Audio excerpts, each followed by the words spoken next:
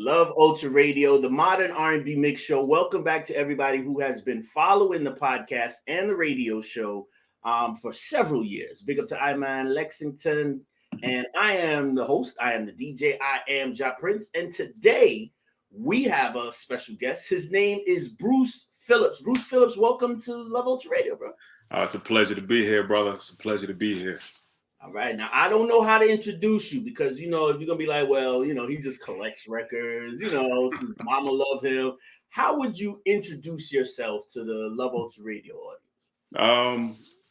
First and foremost, I'm just a human being just like anybody else. I laugh, I love, I cry, I live. I love music. I love people. I play music for people that I love or hope to love. Community, you know what I mean? I've been, involved with music, whether creating, DJing, or collecting for, over 20 years. So, Solid. That's me. And sometimes we got to find out. It's like, well, I remember his uncle used to, play piano, and his mom used to hum a lot when she was in grade school. So is anybody else in your family a musician? I do have a couple musicians in the family, but, oddly enough, music wasn't like outside of being played on the radio and, parents having records and CDs and everything. I didn't really come from like a super musical household or anything like that. You know what I mean? But music was always present. It might seem a little odd, but, it's like, my mom always say like, I like this song and this song and this song, but I couldn't tell you the artist or maybe the name of the song. But I like, you know what I mean? So, I was around music, but not necessarily like a musical household. Nice. And a shout out to everybody who knows, again, from listening to Love Ultra for over the last couple of years. Sometimes they said, no, if you're going to claim to be a musician, you've got to go to Juilliard and you've got to have a master's in composition. How do you feel? We're in 2023 and a lot of people are stars in music. How do you see it? You need that training or nah? I mean, training never hurts, but I mean, the music is really inside of us. Music is around us. Music is the wind, rustling off the leaves. Music is the birds chirping. Music is, when we're walking down the street and it's the rhythm of the steps of our feet. And if somebody so chooses to express that, in a more concentrated way, all for it, however way it comes out, as long as it's honest, that's all that matters. I love it. Love Ultra Radio right here. Bruce Phillips is our guest. Now let's get down to the specific genre of jazz. How did you get involved with jazz, or how long have you been a fan of jazz music? I've been a fan of jazz for a good while, and I'll say I got into it through hip hop. When I was young, 12, 13, I had a group of friends, and we wanted to start making music. And I was like, I don't have any, nothing compels me to want to rhyme, but hey, I'll make the beats, right? And my idea of making beats, what I knew was that dudes went and got old songs and they took it and, jazzed it up and then, made music. So I started looking for records, when I was younger, 13, 14. And after a while, it became more than just looking for, 2 seconds or something that I wanted to loop up or chop. And I found out that I actually, liked a lot of this music.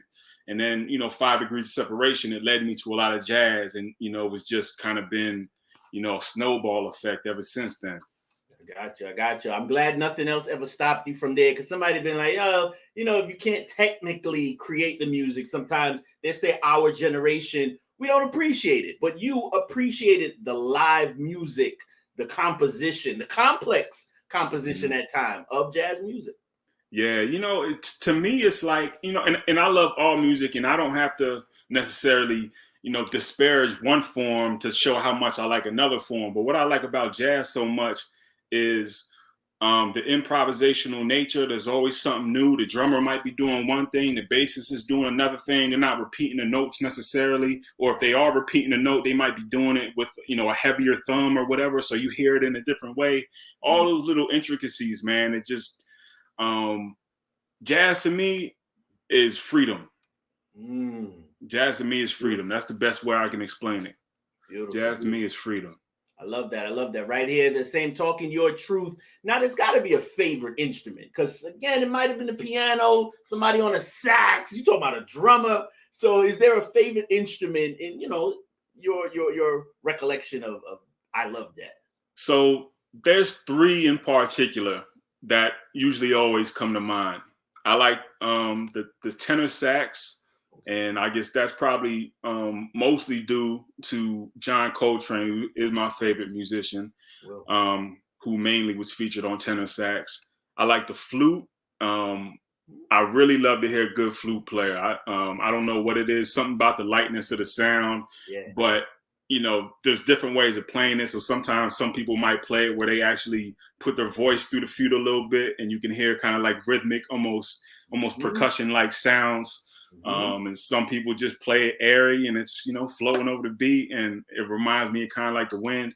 And then third, I like the vibes, the vibrophones, man. It's just a beautiful sound, and I really like the way it resonates after the guy or gal hits the tone. I like the way it resonates, and something about that. I guess it's vibrational, in a literal sense. It just correct, Yeah, definitely in a literal sense. Salute to all of our parents who have their children in the car listening to Love Ultra and be like, yeah, mama, that's why I said I wanted to play that.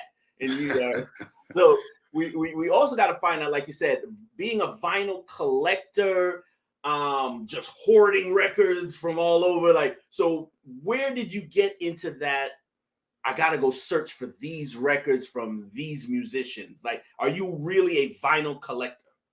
Yeah, so again, it all started with me looking for samples, and I ended up loving certain songs or ways of playing, and then I might look for the songwriter or the arranger, the producer, then try to follow the credits and find what other albums these players were on or these producers were on.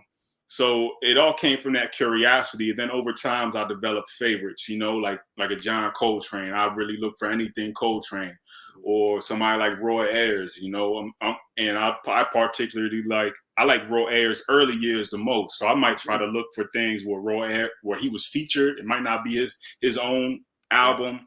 So it's always, I definitely do have some favorites in regards to artists and labels that I like to look for, but at the same time, it's, I'm always just trying to find something I don't know, always trying to find something I don't know.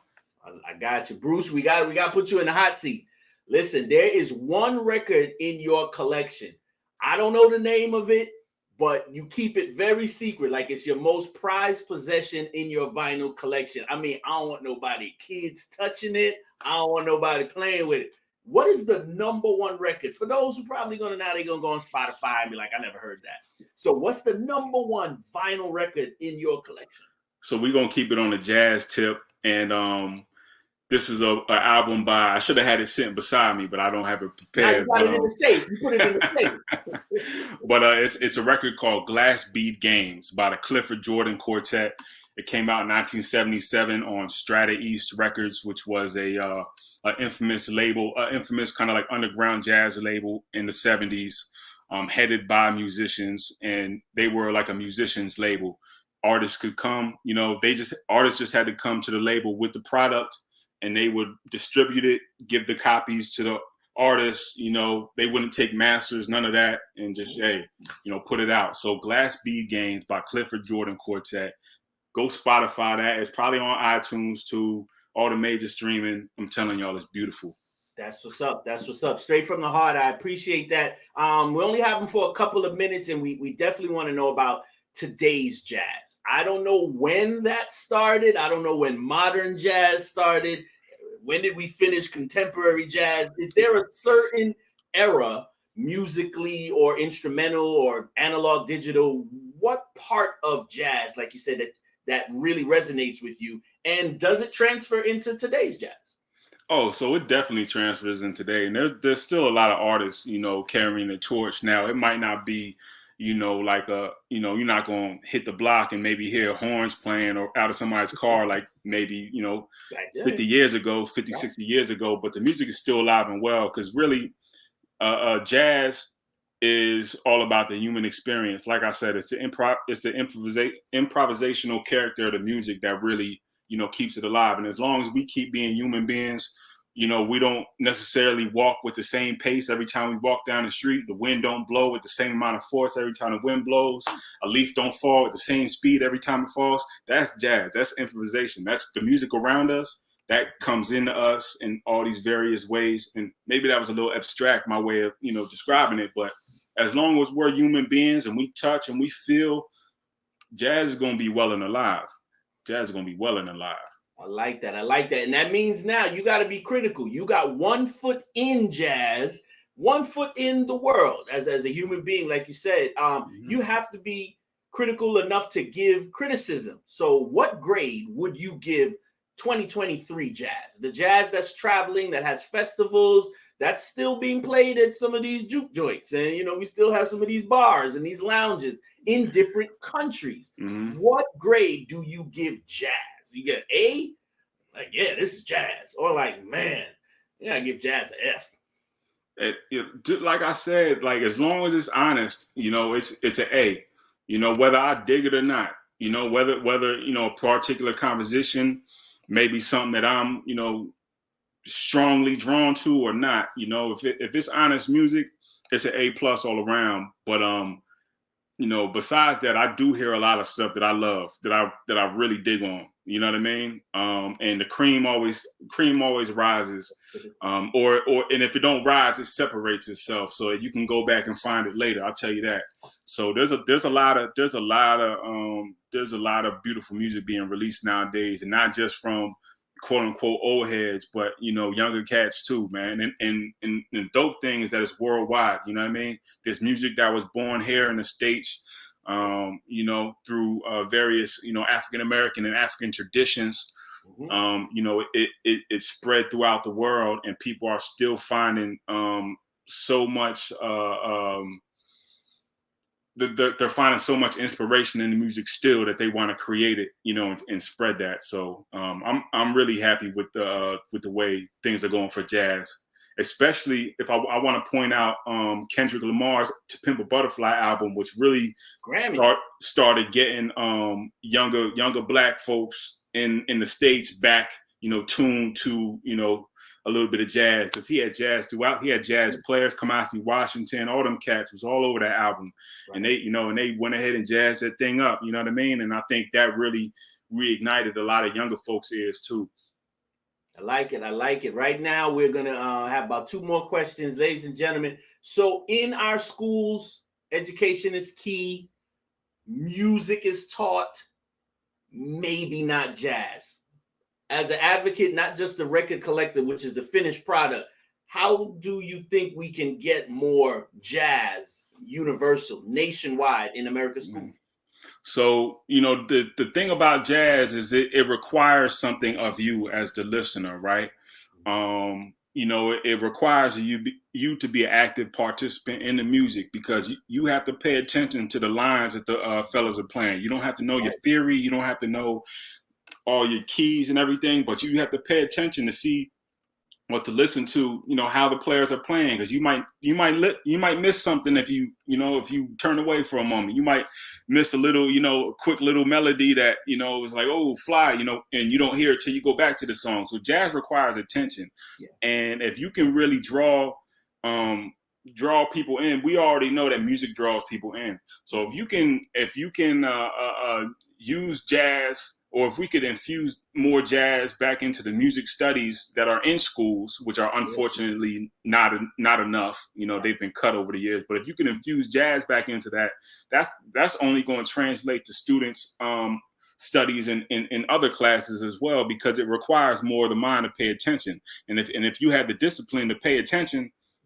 I mean, the world is yours, really. Agreed. Schoolwork is yours. So if we could bring that back And hopefully, like I said, like by having big stars albums by folks like Kendrick Lamar, and and him shining the light on Kamasis and whatnot. Hopefully that'll bring it, to a point to where it's popular enough to where that demand to have it included back in school curriculums, is there. I like it. I like it. Bruce Williams is on with Love Ultra Radio. And there might be some advice that you have for people who are collecting. Man, I'm short of money. I really don't listen to the streaming services. I really just need a couple of albums. How or where do they actually, or do you suggest I should find some vinyl? I'm in Atlanta. Where am I going to find some vinyl? So if you're in Atlanta or in the surrounding areas, I tell you, going down to Little 5 Points and hit up Wax and Facts. The oldest record store, the oldest continually operating record store in Atlanta. It's been there since the mid 70s. They have records definitely for folks who are on a budget, because it can get expensive, but really there's good music at every level. It don't have to be something that you see folks posting on Instagram, or it don't have to be some rare record. There's music, for every budget at Wax and Facts. And matter of fact, I was just there today picking up, $5, $6, $3 albums, stuff that I dig. So Wax and Facts, most definitely, Atlanta, Georgia. That's what's up. That's what's up. And let me put a hint.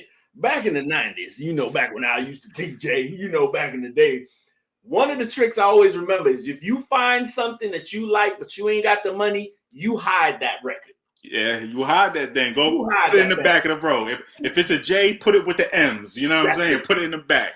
Put it in the back. Turn it upside down. Yep. They ain't never gonna notice. So that's a little trick we gonna call right there. What is next for Bruce Phillips? What are you currently working on? Because not just collecting, but again, back to the days when you were producing. What are you currently working on? So I'm not actively producing music anymore, but I DJ around town. I put together mixes for streaming services like SoundCloud and Mixcloud. So I'm always working on stuff like that. So yeah, I'm always gigging, always mixing jazz into my sets, always mixing all kinds of music, things that I think people need to hear, or might not be used to listening when they're out at different establishments. I'm always trying to feed the folks.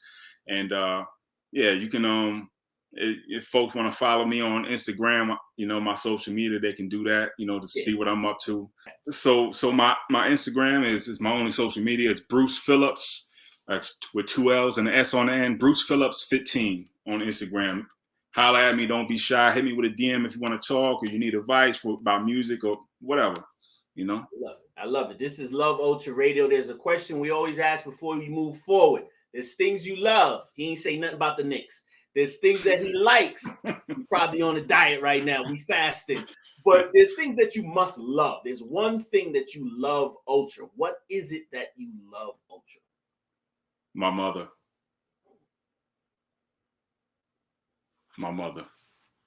That's it. No questions, no hesitation. Mm-hmm. What has mom done, and what does mom mean to you? My mother really, you really can't quantify how much a mother does for her children, right? And I have a sister. So my mother raised both myself and my sister, made countless sacrifices. Really instilled in me a love of music just from riding around and listening to the radio with her, or her, recalling memories from her childhood about certain songs, or the culture around music back then. She raised me, and I'm here. I'm able to be on radio programs like this. So there must be something that I'm doing right. And I really can't take any credit for that. That's really my mother. That's the foundation that she laid down for me to build upon. Wonderful, wonderful. This is only the first TruVersation. It's not a conversation. The first TruVersation with Bruce Phillips right here on Love Ultra Radio. Bruce, we might see you out there, Jazz Fest. You know what I'm saying? Maybe not this year, maybe next year. We'll see you out there working. Have a good afternoon, Bruce Phillips. Same to you, brother. It's been a pleasure. Boom, boom. All right, Lex, you know what it is. Atlanta Jazz Fest, we're lining up. Like I said, we might bring Bruce along. You know what I'm saying? He's going to be in the VIP. We're going to work on it. All right.